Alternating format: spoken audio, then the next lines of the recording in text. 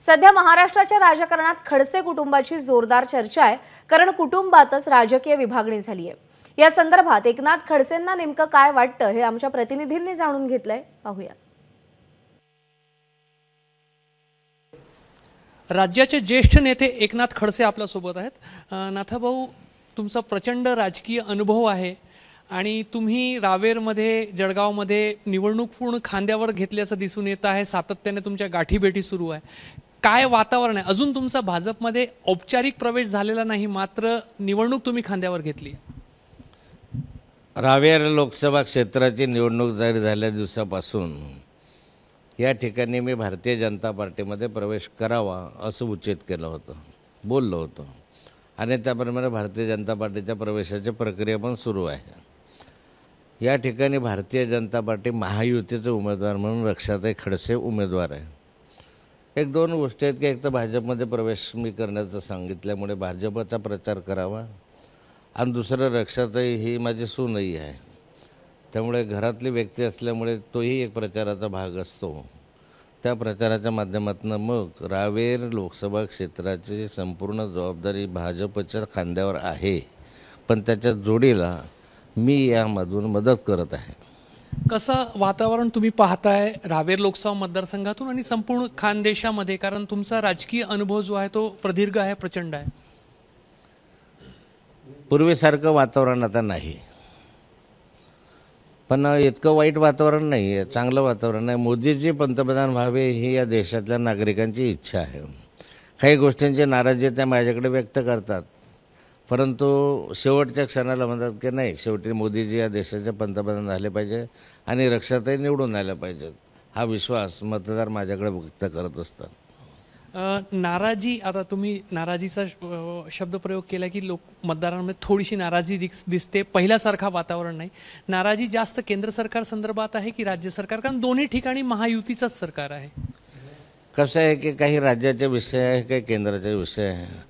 फार केंद्र सरकारच्या विषयामधली नाराजी दिसत नाही, परंतु राज्य सरकारच्या कामगिरीविषयी काही कापसाचे भाव असतील, काही अन्य भाव असतील, या संदर्भामध्ये थोडेसे नाराजी व्यक्त करताना दिसत आहे। आणि अँटी इन्कम्बन्सी फॅक्टर जो असतो तो स्वाभाविकपणे सातत्यानं 3 वेळा मोदीजी या देशाचे पंतप्रधान झाले, 3 वेळा रक्षाताई या देशाच्या आपल्या या इथून खासदार झाल्या, त्यामुळे कमी अधिक प्रमाणामध्ये अँटी इन्कम्बन्सीचा फॅक्टर तो दिसतो आहे।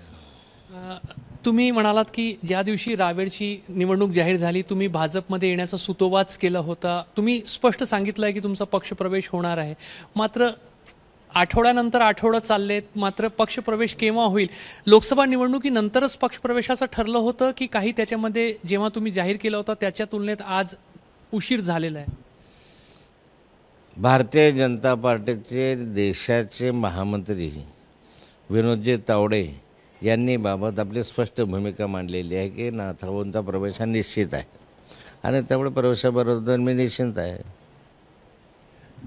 राज्यातून काही नेत्यांचा विरोध आहे का? मध्ये चर्चा पण अशी येत होती की केंद्रामधून तुम्हाला जरी ग्रीन सिग्नल मिळालं तरी राज्यातून विरोध होत आहे, म्हणून पक्षप्रवेश टळतोय। राज्यामधनं विरोध होता असं नाही, काही लोकांची नाराजी होती। शेवटी वर्षानुवर्ष काम करत असताना सर्वच काही एकत्र गुणगान करतील अशी परिस्थिती नसते। काही लोक दुखावले जातात, काही लोक नाराज होतात आणि त्या नाराजीचा परिणाम कधी कधी अशा घटनांवर होत असतो आणि ते नाराजी दूर करण्याचा मी प्रयत्न करतो आहे।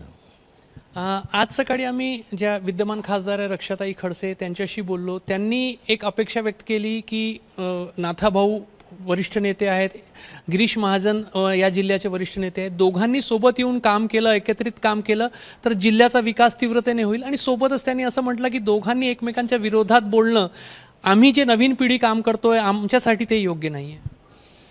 एक तर भारतीय जनता पार्टीमध्ये प्रवेश केल्यानंतर एकत्र काम करण्याची भूमिकाही घ्यावीच लागणार आहे, दोघांनाही घ्यावी लागणार आहे।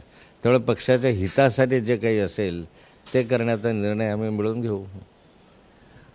तुम्हाला जे काही पक्षातून जी काही नाराजी होऊ शकते, अनेक वर्ष काम केलं जास्त, 3 नावे मनामध्ये येतात जे तुम्ही जेव्हा सुतोवाच करतात? गिरीश महाजनांचा विरोध आहे, गुलाबराव पाटलांचा विरोध आहे की देवेंद्र फडणवीसांचा विरोध आहे? कुणाचाही विरोध याच्यामध्ये आता नाही आहे। विरोध सर्वांच्या मावळलेले विरोध नव्हते, नाराजीचा स्वर होता।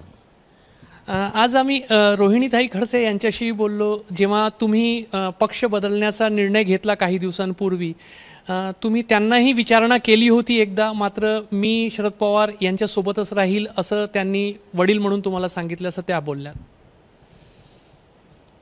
मी ज्यावेळेस भारतीय जनता पार्टीमध्ये प्रवेश करायचं ठरवलं त्यावेळेस रोहिणीताईंनाही मी सांगितलं की माझ्यासोबत भाजपमध्ये तुम्ही यावं. पण तो रक्षाताईंनी सांगितलं की शरद पवार साहेबांची माझी नाळ जोडलेली आहे. मी त्या आपल्या रोहिणीताईंनी सांगितलं की मी शरद पवार साहेबांबरोबरच राहू इच्छिते.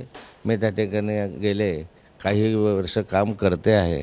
त्यांनी मला त्या ठिकाणी मान सन्मानही दिलेला आहे आणि मला त्यांचे तत्त्व आवडतात आणि त्यामुळे मी राष्ट्रवादी काँग्रेसमध्येच राहील असं रोहिणीताईंनी सांगितलं.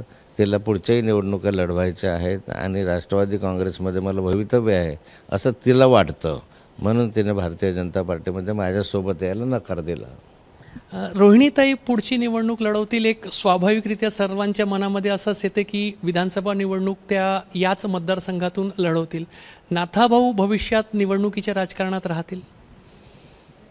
हे बघा, ज्या त्या पक्षाचं काम जो तो करतो. रोहिणीताई आज राष्ट्रवादी काँग्रेसमध्ये आहे आणि राष्ट्रवादी काँग्रेसचा ते प्रामाणिकपणे आता प्रचारही करत आहे, कामही करत आहे. त्यामुळे नंतरच्या कालखंडामध्ये मी या ठिकाणी आपल्या पक्षामध्ये भारतीय जनता पार्टीत जर प्रवेश केला तर भारतीय जनता पार्टीचंच काम करणार आहे.